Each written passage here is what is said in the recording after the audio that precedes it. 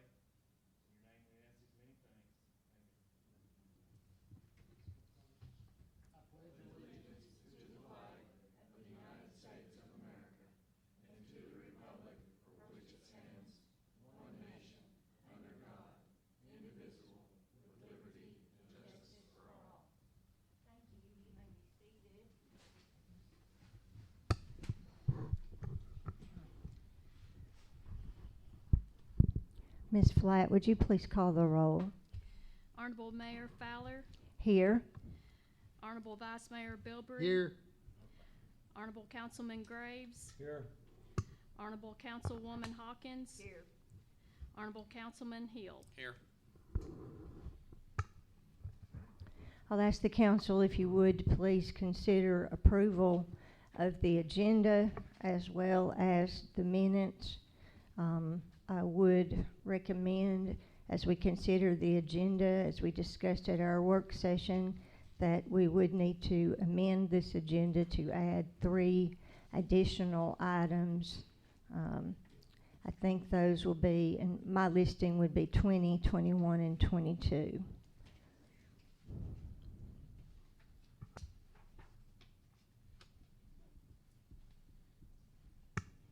Do I hear a motion to consider or to approve the agenda with the amended 3 items?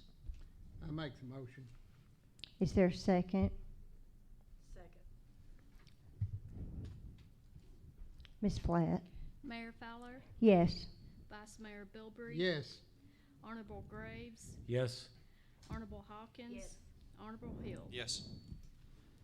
If you would now please consider the minutes of the council meeting held on October the 12th.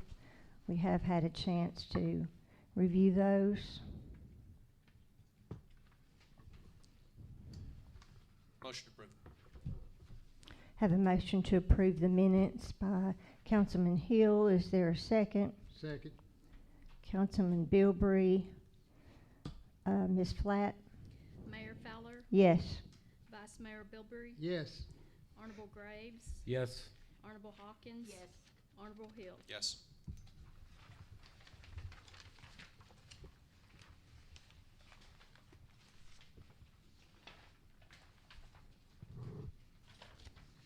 We have no old business, but under new business, we have several ordinances and resolutions.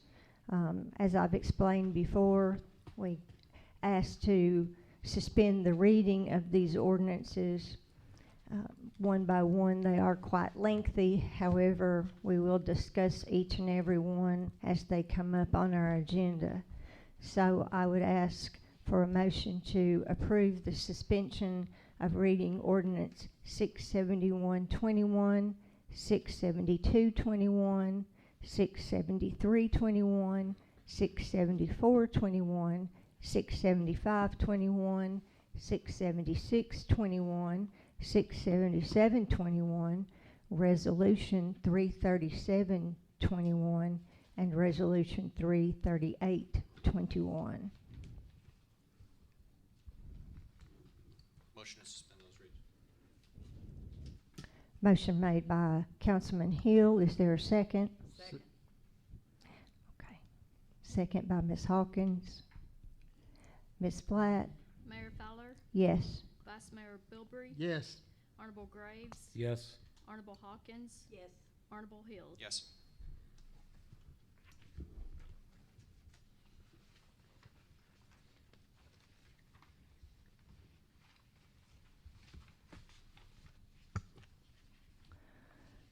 Number 4, the floor is now open for second and final reading of ordinance 671-21. This is to consider approval on second and final reading of ordinance 671-21 to establish reasonable court cost and levy a local litigation tax. And I will ask Mr. Morrison to explain that in more detail, and then we will close that portion and we will ask for public comment.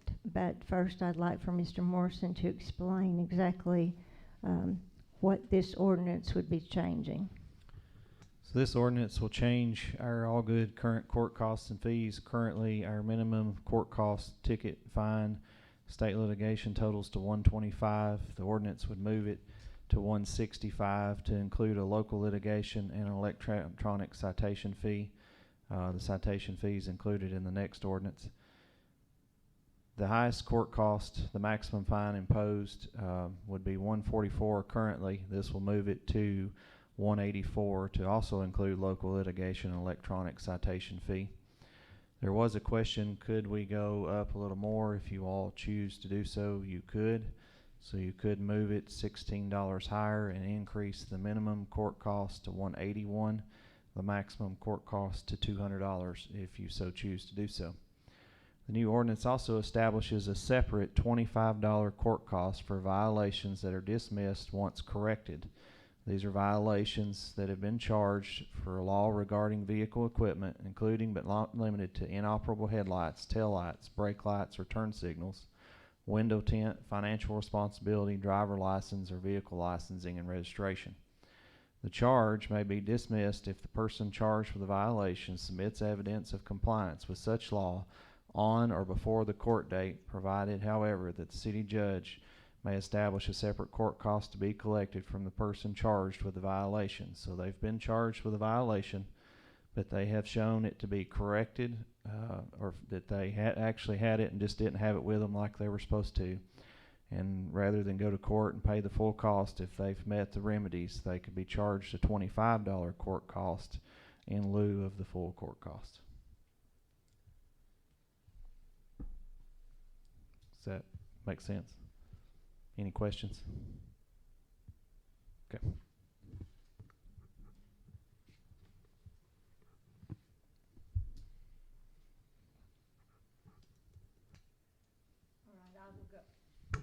I will go ahead now and ask for, or that this portion of the meeting be suspended, and now I'll open the floor for any questions or comments regarding ordinance 671-21 regarding court cost and litigation tax. Anyone? Not hearing any questions, I'll now conclude the public hearing portion, and we will reconvene, so to speak, as we continue with the second and final reading of ordinance 671-21. Does the council have any questions or comments regarding the same? So Keith, the question before us right now is whether or not we're going to increase this to 165 and 181 for the new ordinance court cost increase, and when the max, and then second to that is when the maximum fine is imposed, 184 to 200. That's kind of our range. So now it's up to us to decide where we want to fall on that spectrum. Is that? That's correct. The judge would ask that we keep it at even numbers so it's easier for him to keep up with. So that was his only request as we consider this. So like the 165 and 184 are pretty easy to keep up with. The 181 and 200 are even easier to keep up with, instead of a 121.25 and a 152.75 and things like that. So The only response that I've had regarding changing this would be go ahead and charging the $25 when the person has corrected the violation. It's, I guess that $25, excuse me, I'm losing my voice, is not considered court cost, or I don't know how it would be classified, but I'm sure that would cover the expense of say it being entered into the system, or an e-citation being issued, or officer time involved to cite the person with the violation. Is there any clarity as to what that $25 will do? It's assessed in lieu of the full court cost to just cover expenses for the city recorder, the ticket materials and things that we've done, and they have remedied the violation. Danny, do you have any further? Sure. Of course, the concept is if somebody's driving on an expired tag, they've broken the law. They're guilty. The officer writes them a ticket, takes them to court, but if they get their tag renewed before they come to court, then rather than sanctioning them with the full amount and hitting them with a fine and having it go on their driving record and have points and their insurance go up and everything else, then obviously our courts want to dismiss those charges and let the people go on their way. But it does cost the city in order to process that, do the paperwork and everything else, and it defrays the cost. So it's a pretty good compromise to charge $25 instead of either the full amount or charge zero and the city bear all that cost simply because somebody didn't do what they were supposed to do. So it's not a situation where somebody's not guilty and they're dismissed. It's a situation where they're guilty but they're being given a break by the city judge.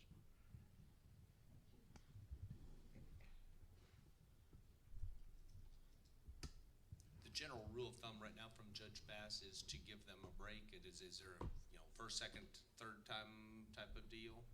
I guess that'd be more of a, maybe Dale, would you know that? Yes, I guess it's would up be. to the judge. Okay, so but it's just his discretion. It's his discretion.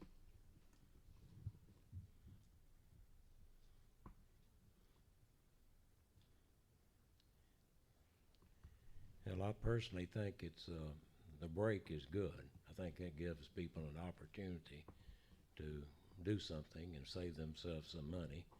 And on the other side of what we're talking about here, I think the higher cost of 181 and 200 is also appropriate, because I think, in my opinion, that's an educational process.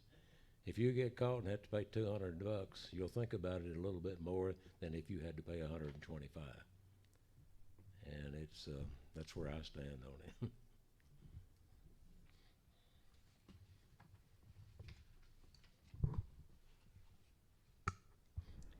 Are there any more comments or questions?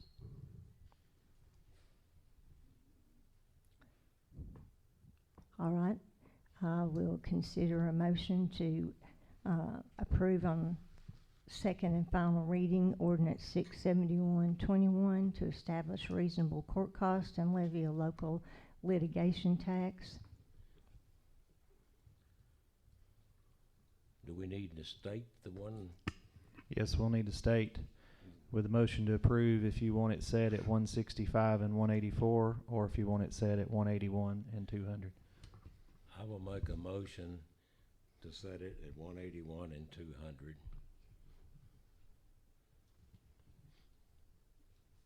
That motion includes the $25 Yes. break. That's correct. I'll second that motion. All right. Have a motion by Councilman Graves and seconded by Councilman Hill. Ms. Flatt, would you call the roll? Mayor Fowler, Yes. Vice Mayor Bilbrey. Yes.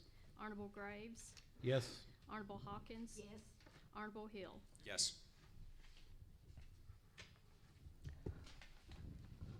All right. My item number 5 is second and final reading of ordinance 672-21. This is to adopt the method of electronic citation regulations and fees. This has been passed on first reading and is now open for second and final reading. I hope everyone can see what the ordinance says behind me.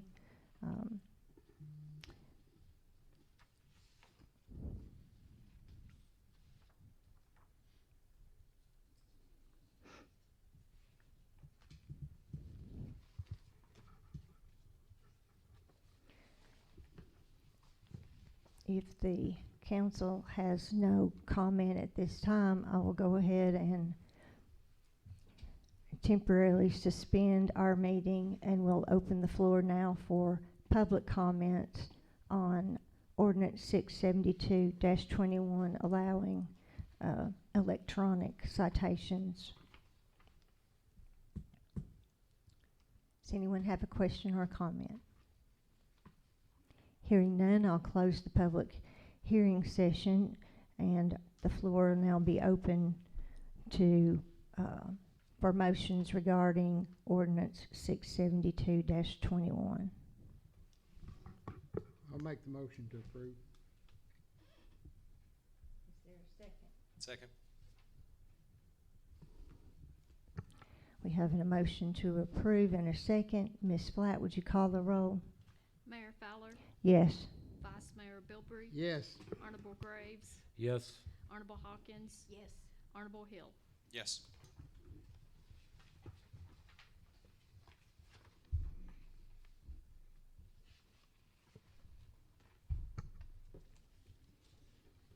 Item number 6, consider approval on first reading, ordinance 673-21, to amend the all good zoning ordinance to redefine general conditions for all residential structures.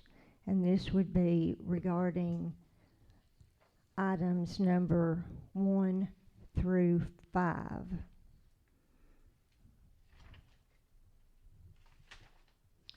And that would be referred to in general conditions of all residential structures.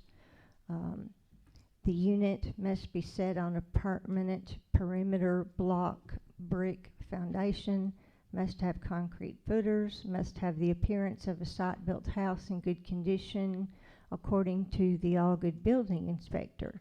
Good condition is defined as: all windows must be operational with no broken glass or components. All siding and soffit must not be cracked, discolored, or missing pieces. Roof must not be missing shingles or damaged. Landscaping, a landing or porch is required, and landscaping required as by the All Good zoning ordinance. This is first reading of this ordinance, and so it would have to come back for second reading, but I think this has been done in conjunction with our building inspector as well as the planning commission, and we have just tried to define good condition. Are there any questions or comments regarding 673-21?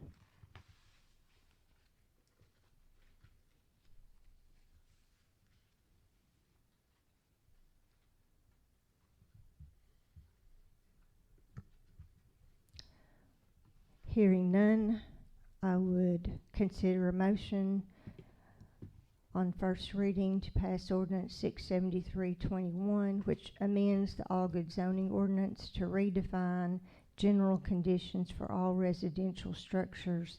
The requirements that I read, number 1 through 5, there under number 3, which is good condition, is defined as.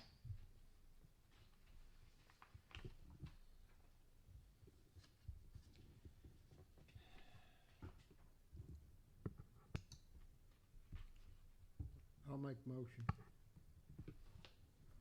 Motion's been made by Councilman Bilbrey. Is there a second? Second. Second by Councilman Hill. Ms. Flatt? Mayor Fowler, Yes. Vice Mayor Bilbrey, Yes. Honorable Graves, Yes. Honorable Hawkins, Yes. Honorable Hill. Yes. Item number 7. This is also to consider approval on first reading, ordinance 674-21, to amend the Allgood zoning ordinance to redefine general conditions for all residential structures. Requirement 6. Regarding the type of block building material on the front of the structure. The proposed ordinance requires certain building materials to be restricted. And when we look at 674-21, we have under number 6, it says solid masonry foundation with decorative block, brick, or stone on the front. At our work session, we did have the mention of would stucco be also an appropriate item to add to that list. And I don't mean to put you on the spot, Mr. Lane, but we're going to rely on your expertise here.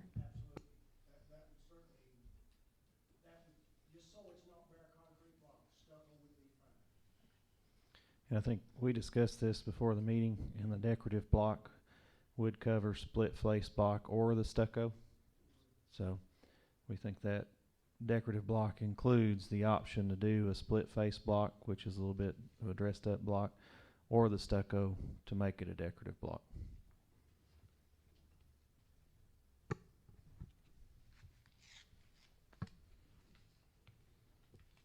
But if you all want to add the word stucco to be clear, we can do that. I think you should add the word if you want to include it in. Should we also add split face block too, or is decorative block covered? Decorative block is Okay. the block. So if you want to add stucco, we need to do that. Because there's several types of decorative block. There's even colors, horizontal, vertical, and there's a lot of different designs. And that would get all in decorative block. So do you all want to add stucco to it? Yeah. Okay. I'll make the motion to approve with the addition of the word stucco as an option. All right. Motion's been made by Councilman Hill. Do I have a second? I'll second. Councilman Bilbrey. So, Ms. Flatt, would you call the roll? Mayor Fowler, Yes. Vice Mayor Bilbrey. Yes. Honorable Graves, Yes. Honorable Hawkins. Honorable Hill. Yes. All right. Item number 8. Consider approval on first reading of ordinance 675-21 to amend the Allgood zoning ordinance regarding the Board of Zoning Appeals membership.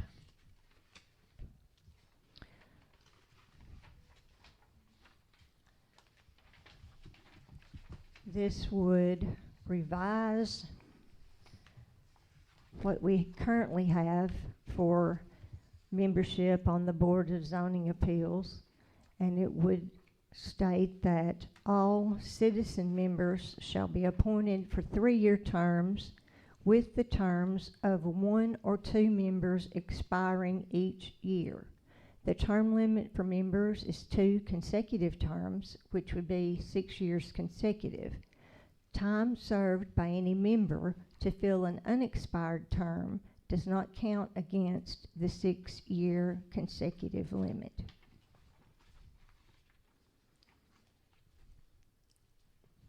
Are there any other substantial changes that you want to point out, Mr. Morrison? That's the only change we made, was item 3, to put the term limits and specify the 6-year consecutive. This did go through Planning Commission and receive their approval. The addition of the words consecutive and the terms filled for unexpired terms don't count against the 6-year limit were their request to be added. Questions or comments from the council? Did planning give a recommendation as to what to do with the folks that are on there now that this will impact?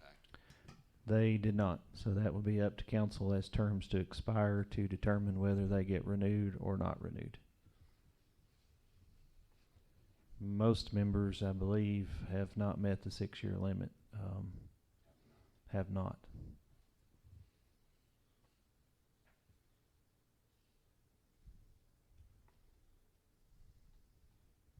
So if they haven't, then this would just apply to them once they hit that 6-year mark. They would That's just correct. not be eligible for continuing on. That's correct. So other than this resolution, there's really nothing we need to do. I mean, that really just addresses it. You've been on the committee, once you hit your 6-year mark, nothing else. Correct. I'll make the motion to approve as written. Motion's been made by Councilman Hill. Is there a second? Second. Councilman Graves with a second. Ms. Flatt? Mayor Fowler, Yes. Vice Mayor Bilbrey, I'm on the board, so I'll abstain. Honorable Graves, Yes. Honorable Hawkins. Yes. Honorable Hill. Yes.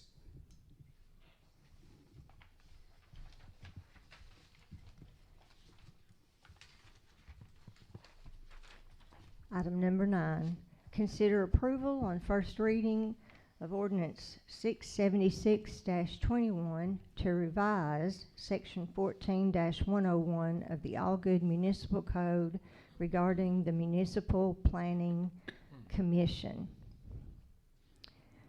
This would revise the current text of our All-Good Municipal Code regarding the Planning Commission.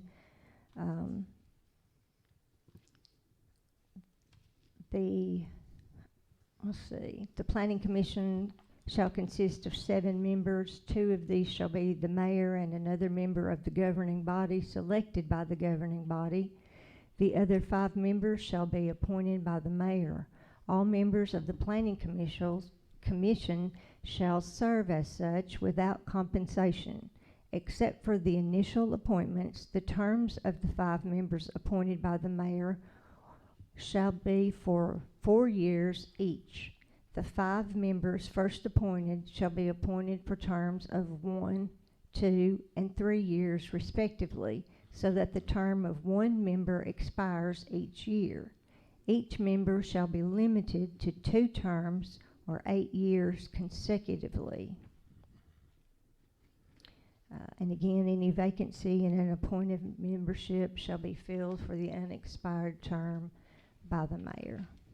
So this again is just listing term limits for those that serve on the Planning Commission. Mr. Morrison, any more detail that we need? I believe that's it. Currently, they can serve 7 years with no limit to how many times they can be renewed. So this sets the limit at 4 years with 2 terms set at maximum renewal until they have to roll off, and that's consecutive years.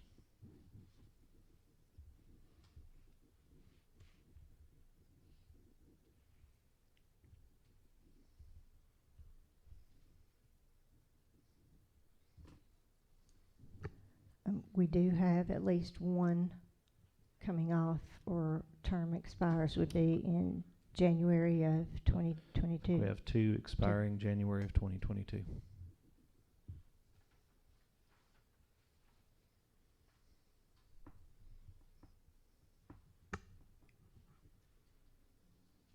Any questions, comments? I guess I have a comment.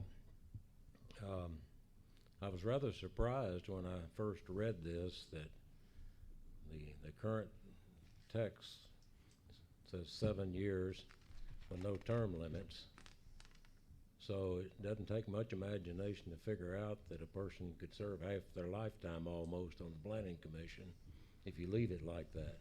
7 years and another 7 years and another 7 years. It just keeps going. So I really think that this is a positive move to set the number of years and to put a 2-term limit on it before they have to go off. That don't mean they can't come back after they go off, but at least they have to take a break.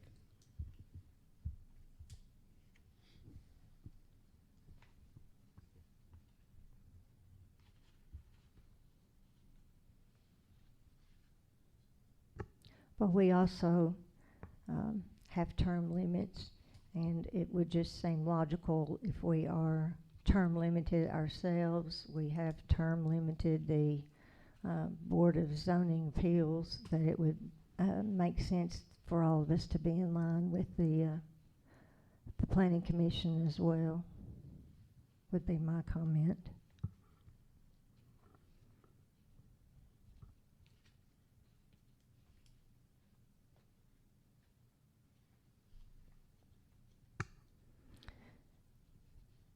Without any other question or comment, I would consider a motion for approving on first reading ordinance 676-21, which revises section 14-101 of the Algoon Municipal Code regarding Municipal Planning Commission. I'll make the motion. Is there a second? Second. Ms. Blatt? Mayor Fowler, Yes. Vice Mayor Bilbrey, Yes. Honorable Graves, Yes. Honorable Hawkins, I'm on planning, so I'll abstain. Honorable Hill. Yes.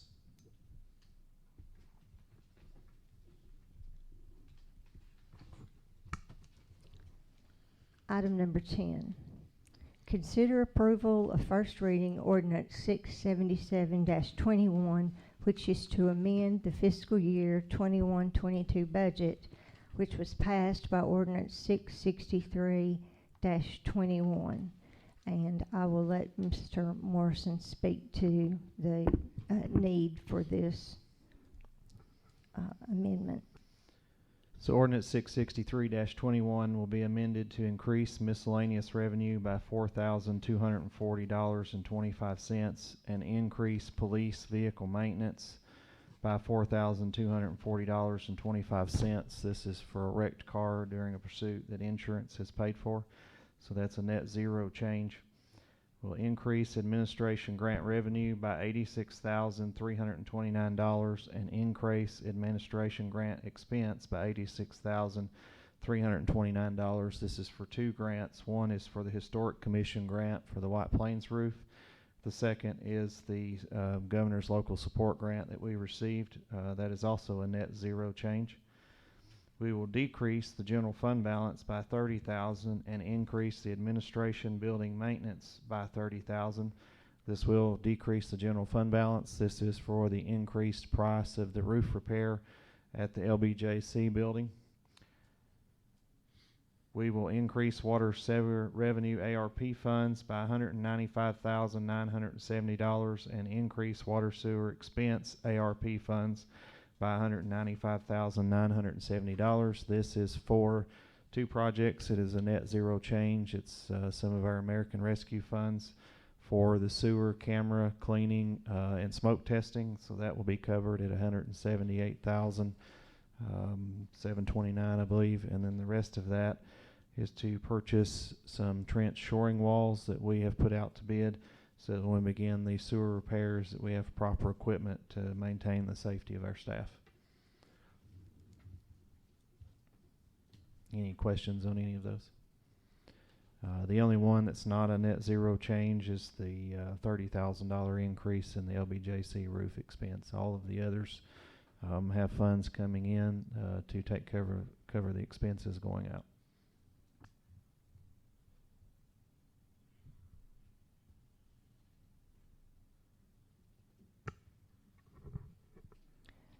I'll make the motion that we go ahead and pass on first reading ordinance 677-21 to amend our fiscal year 21-22 budget, which was passed by ordinance 663-21.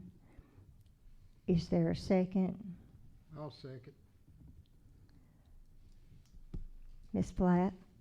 Mayor Fowler, Yes. Vice Mayor Bilbrey, Yes. Honorable Graves, Yes. Honorable Hawkins. Yes. Honorable Hill. Yes.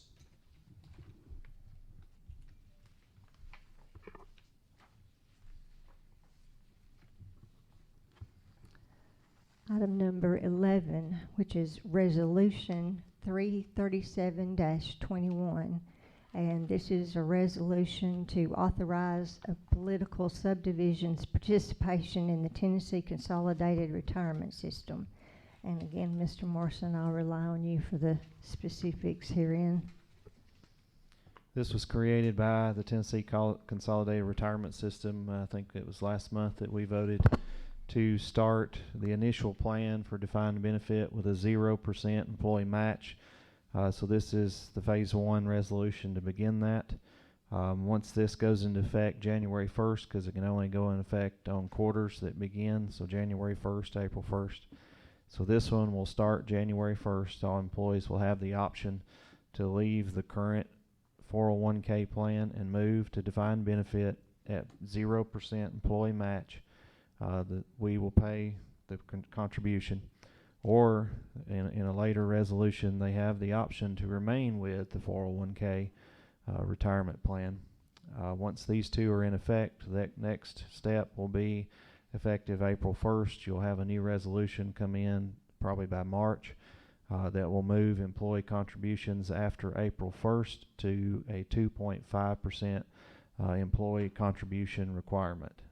So we've begun the stages of moving this finalized step to TCRS and continue working to improve the retirement for employees as well as for the future, save the city money as we continue to move forward.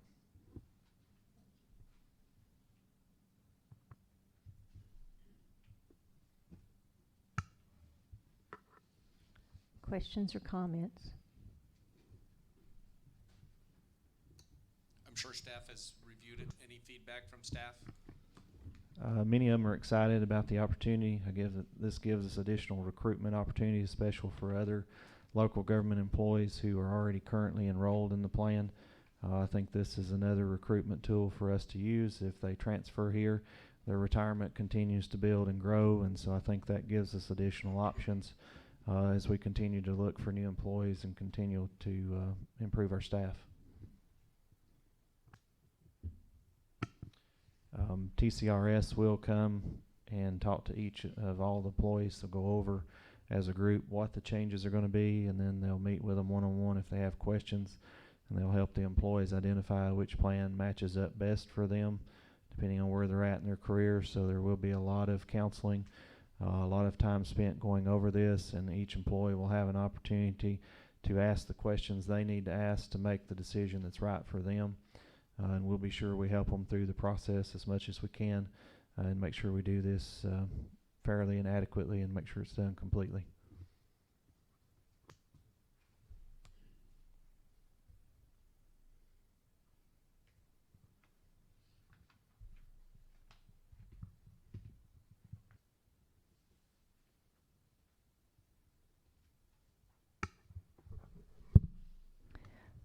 I'll go ahead and make the motion that we approve Resolution 33721 to allow us and our employees to participate in the Tennessee Consolidated Retirement System. Do I have a second? Second. Motion has been seconded. Now, Ms. Flatt, would you call the roll? Mayor Fowler, Yes. Vice Mayor Bilbrey, Yes. Honorable Graves, Yes. Honorable Hawkins, Yes. Honorable Hill. Yes.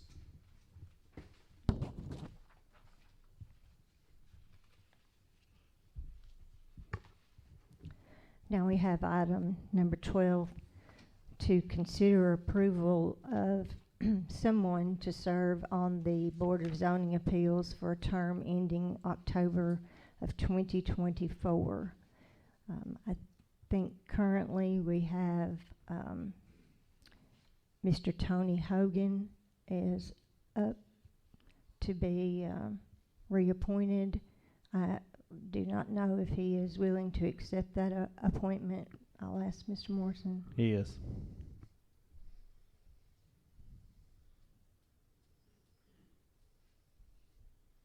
Is the council aware of anyone else who has been asked or who has expressed an interest in being appointed to the Board of Zoning Appeals?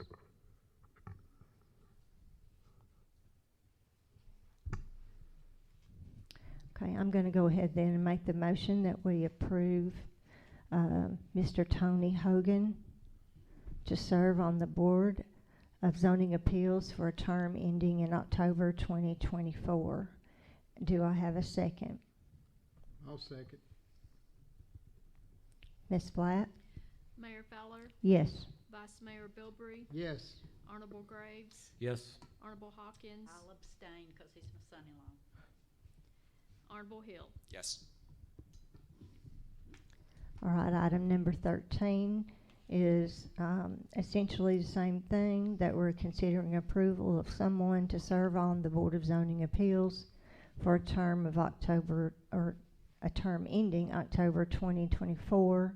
I believe Mr. Bill Benson has served in that capacity, and has he expressed his willingness to continue? He will.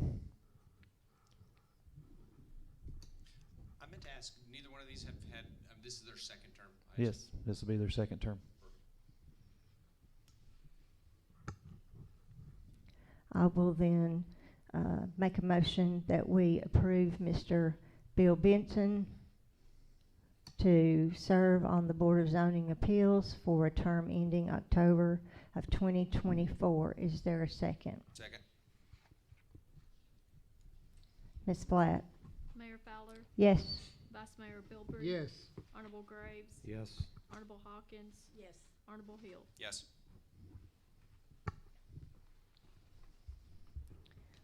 All right, item number 14. Consider approval of change order number 1 for park construction in the amount of $8,280.07 for additional required silt fencing by TDEC. And you should have that in your packet showing the total amount requested, and this is not, as I understand it, something that the department had notified us that they would want until just recently, as I understand it. Is that right, Mr. Morrison? That's correct. When we were applying for the general permit, we were made aware that they were going to require an additional row of silt fencing on the eastern boundary, and so we've had to apply that, and this covers that additional expense.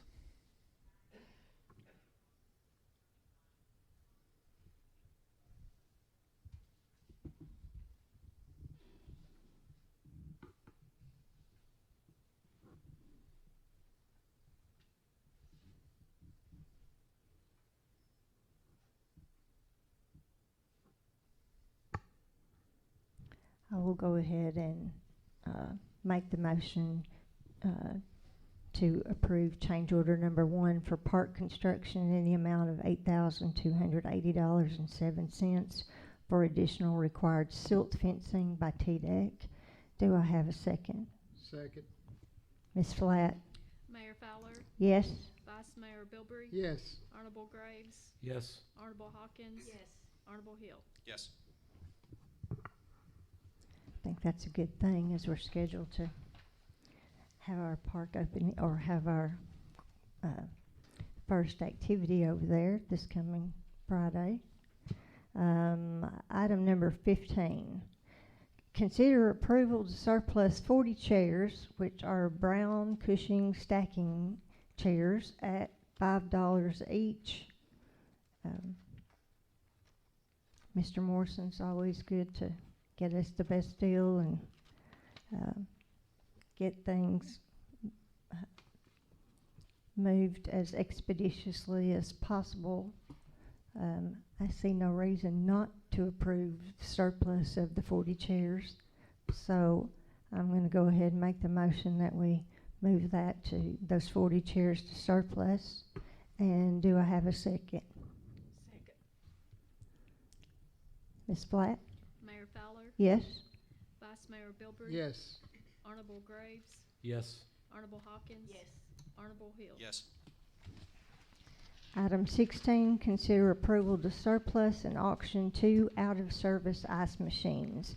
As I understand, one functions and one does not function. And I don't know if Mr. Morrison wants to make any statement about that, or... These are just older ice machines. The one that functions cycles a lot of water and wastes a lot of additional water. We were just going to throw them away, but with the current state and not being able to get parts, it's a possibility somebody may need them for components or parts, so we thought we'd just sell them and see what they go for.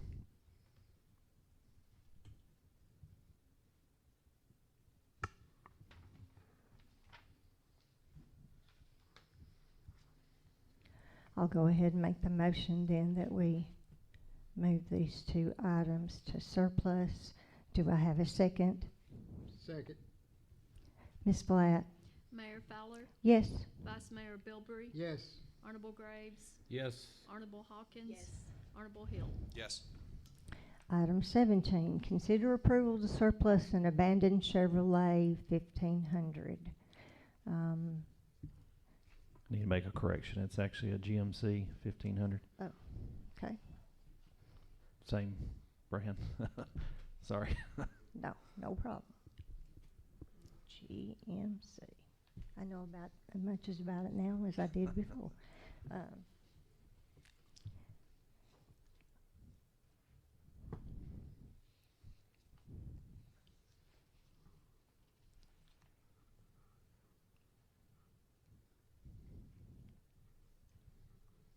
Any questions or comments from the board?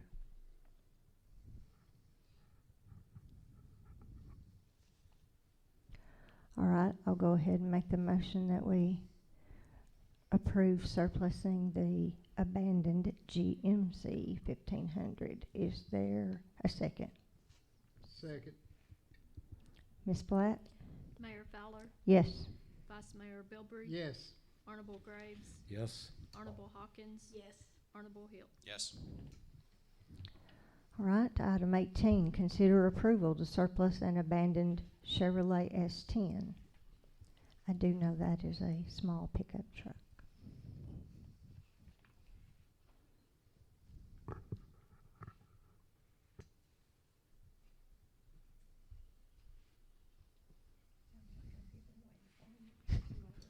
I'll make the motion. All right, thank you, Vice Mayor Bilbrey. Second. Thank you, Mr. Hill. Ms. Blatt? Mayor Fowler, Yes. Vice Mayor Bilbrey. Yes. Honorable Graves, Yes. Honorable Hawkins. Yes. Honorable Hill. Yes. Item 19, consider approval of committee members to serve on the TTU branding initiative for development of a tourism brand and assets. I know this is something that that Tech was had a gentleman here who told us that he could assist with helping us develop a brand and for tourism and for perhaps advertising. And we are trying to put together a committee of members to serve on that committee. He has suggested individuals for the committee, a diverse set who are representative of the community, and he has suggested business owners, community leaders, perhaps retirees who are strongly tied to the community, as well as public officials. We have submitted an extensive list of people. However, we do not know if they have chosen or if we have approached them yet to serve on that committee, except for, I think, maybe 4 individuals that you have. Is that correct? About 5. Okay. Mhm. Do you want to tell us who those are? You want me to give you the whole list or the 5 that have confirmed? Just the 5 confirmed. The 5 confirmed are Catherine Wallace for the Friends of White Plains, Amy Hill for the Friends of White Plains, Brian Payne for the Rail Trail representative and also a local business owner, Melinda Bilbrey and Janie Patago from the Quilt Board.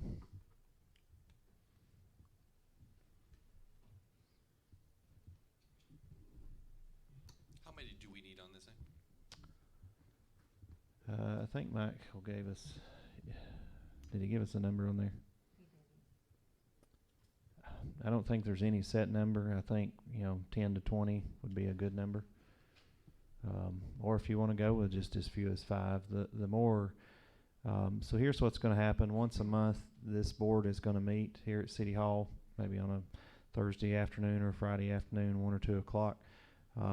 Michael's going to have a team of tech students who are here. They'll have questionnaires.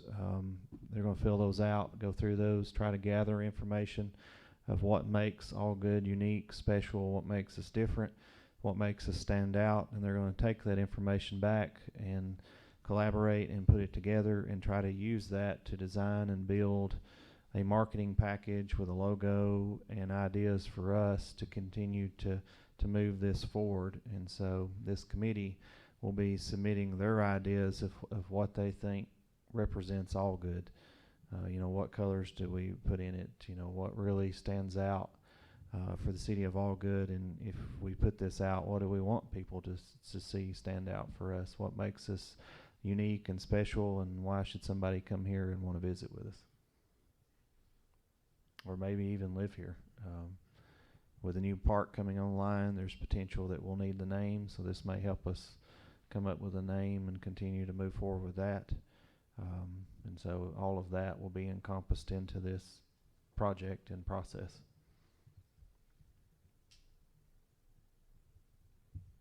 So what are we actually voting on tonight? The members that you named off there, or forming a committee, or what? I need to get the committee formed so I can get it to Michael. So if you all give me the list of names that you want me to ask to participate, or who you would like to outreach to us. You know, we've had some additional names added today. So I just need to get this moving so I can get names to Michael and get this committee together. Well, I gave you a name tonight. I did. That lady is committed. She will serve. Oh yes, so Vicki McDonald is committed.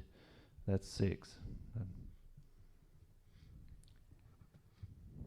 can also authorize the city manager and the mayor to give some names and do this too, so you don't have to name every person in town and hope that they'll serve after they find out they've been appointed. That's what I was trying to get clarified. Do we have to name every person that's going to be on it, or how do we handle that if it's going to grow to 15 or 20 probably? Vote to authorize the mayor or the city administrator to select the Okay. names, or both of them together, however you want to do it. Let the mayor do it, I think is the most proper way. I think 20 people is maybe too much. You're gonna get too many cooks in the kitchen. I would make the motion that we limit it to 12 people, have it set by the mayor. Take the 6 that have committed. I think you just said 6. Take the 6 that have committed, make them the first 6. Leave the next 6 to be vetted by the mayor and Keith, and with the mayor making the final decision as to who's on this committee, and move forward.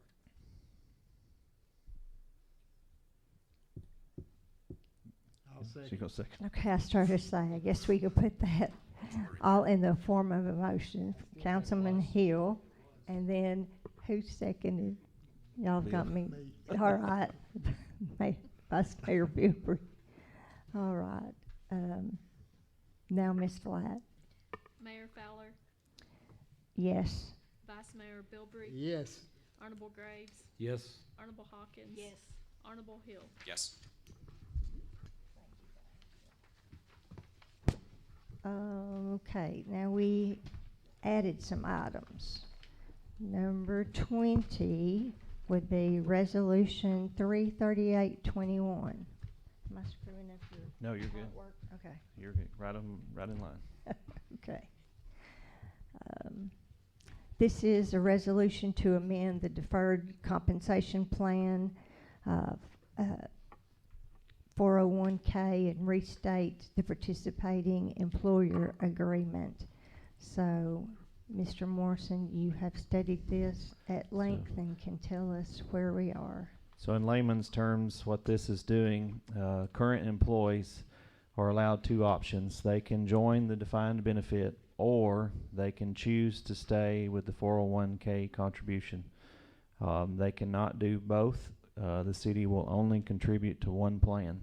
So when January 1st rolls, they have the option to move to defined benefit or remain with the 401k plan. Employees who move to the defined benefit plan can contribute to the 401k, but it will be their own contribution. It will not be city contribution or matched by the city. They will remain with the funds that are already contributed to the 401k. Those funds will remain with the employee, in the 401k and continue to grow. But they can choose to move the defined benefit, but this leaves the option for the 401k, which may be a viable option for several of the employees. So this allows that to remain in place. After January 1st, they can move to defined benefit. If they move to defined benefit, they cannot go back to the 401k city contribution. You can't go backwards. Once we move to the April 1st change, they won't be able to go back again. And if they don't join the defined benefit before then, they will be at the 2.5%. So those are the three options that will be in place by April the 1st. So this is option 2 right now.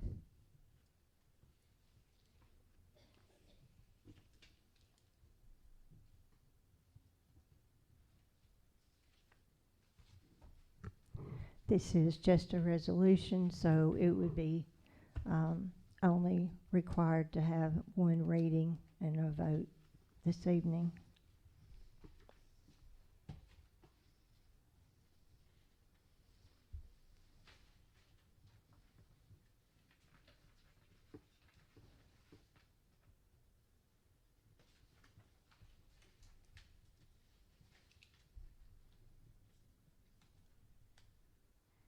Any questions or comments from the council?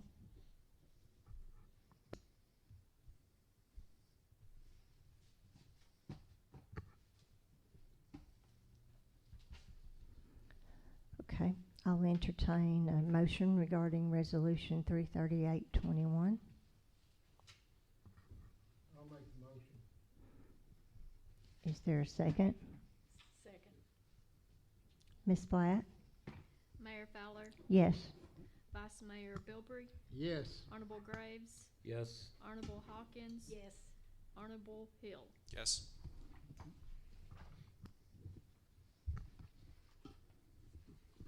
Item 21 is a change order that has been requested regarding the roof that we are replacing on the LBJ&C building.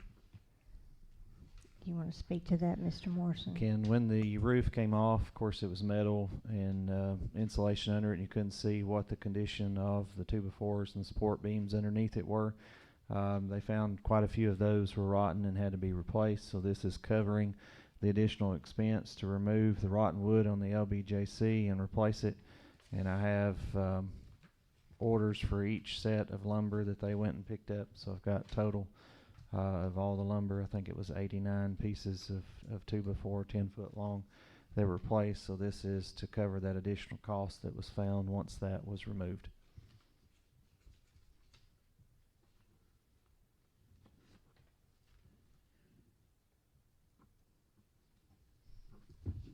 Motion approved. It's been a motion to approve the change order. Is there a second? Second. Ms. Blatt? Mayor Fowler, Yes. Vice Mayor Bilbrey, Yes. Honorable Graves, Yes. Honorable Hawkins, Yes. Honorable Hill. Yes.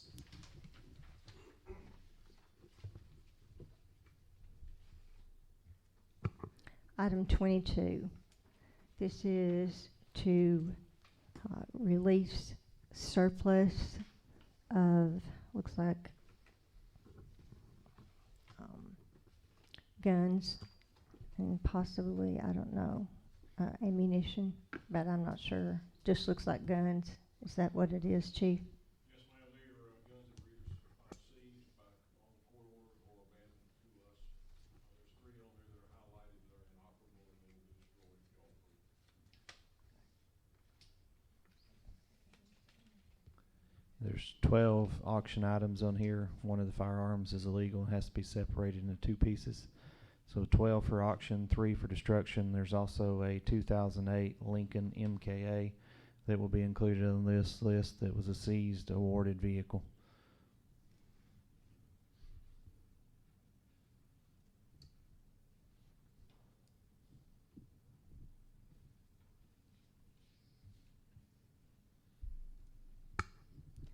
I'll go ahead and make a motion that we release this to be surplus and to be auctioned or destroyed, as however it is deemed to be. Is there a second? Second. Ms. Flatt? Mayor Fowler, Yes. Vice Mayor Bilbrey. Yes. Honorable Graves, Yes. Honorable Hawkins. Yes. Honorable Hill. Yes.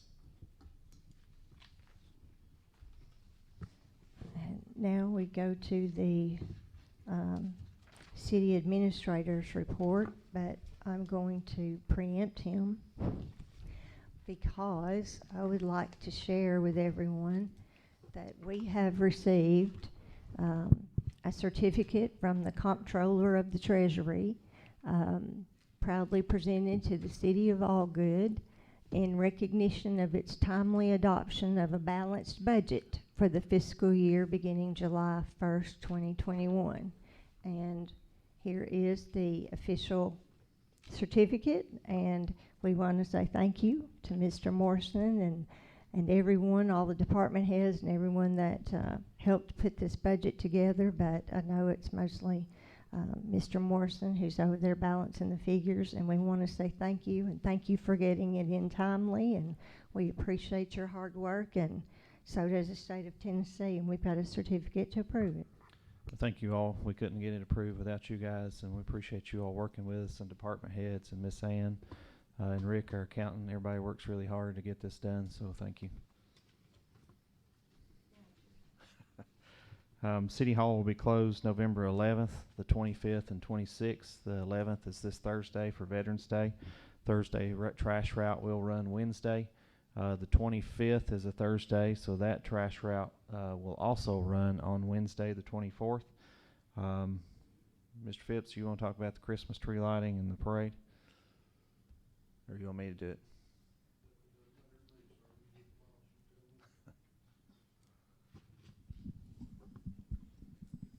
Is it not on?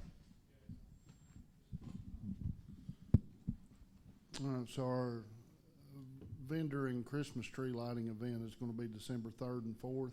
That's a Friday night and a Saturday. The Friday night event is from 5 until 8 p.m. There'll be vendors set up here in this room. The official tree lighting will be that night at 6 p.m. The Saturday event is from 10 a.m. until 6. It'll be the same vendors in here. We'll have Santa Claus here, and Santa and Mrs. Claus. The train group will have a display over at the White Plains House that same day, so we're looking for that to be a pretty fun weekend. And then the Christmas parade, of course, at 6 p.m. on Friday, December 10th. It'll be a repeat pretty much of last year's event. It'll start at the school and come up Dry Valley and end here at the post office like normal. What time did you say the parade was? I'm sorry, 6 p.m. 6 p.m. And refresh my memory, what are we doing rain date? Well, we don't have a rain date. Are we even setting really. one, or is this a one-time, one? No, we'll set a rain date. Just checking. Yeah. No, we'll have a rain date, but we haven't announced it yet. We'll be first at Sunday at 2 o'clock, and then after that, we'll make the decision where it moves to next. Chief, anything? I was just going to say thank you to Ben Perone. He did a $500 donation of some software to us. He's not here. I'll just try to bring it up next time. Director Jones? Okay. You want to go ahead and announce the theme for the Christmas parade? We can. A gingerbread Christmas. There will also be 3 age group categories for children to decorate gingerbread houses. They will have to be submitted by December the 3rd, and we'll have a public voting for those who attend the tree lighting and the vendor event, and whoever wins out of each category will get a small prize from us. So we're excited to do that this year and have something special for the kids to do. So we think that'll be a lot of fun, and we encourage all of them to participate.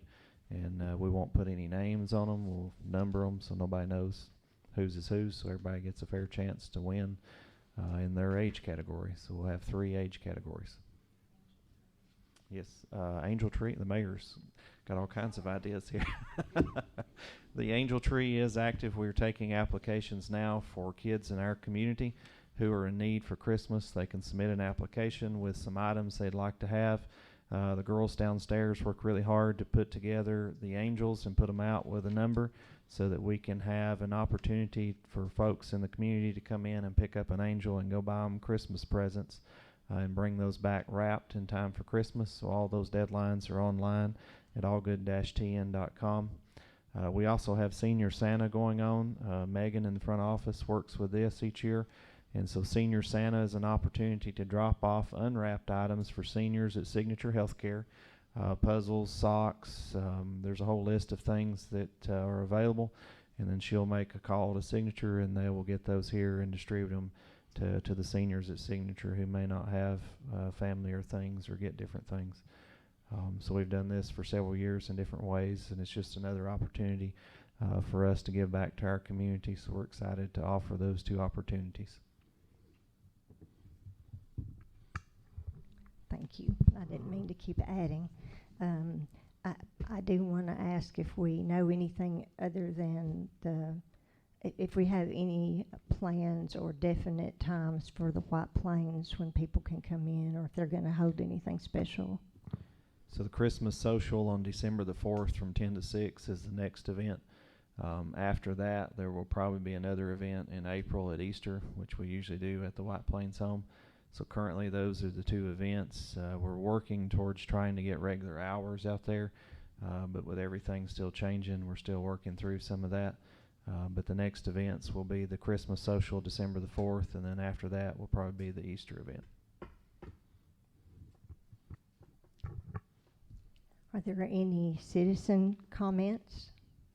Yes, ma'am. There is. I believe it's December the 17th, 17th. You're welcome. 6 p.m.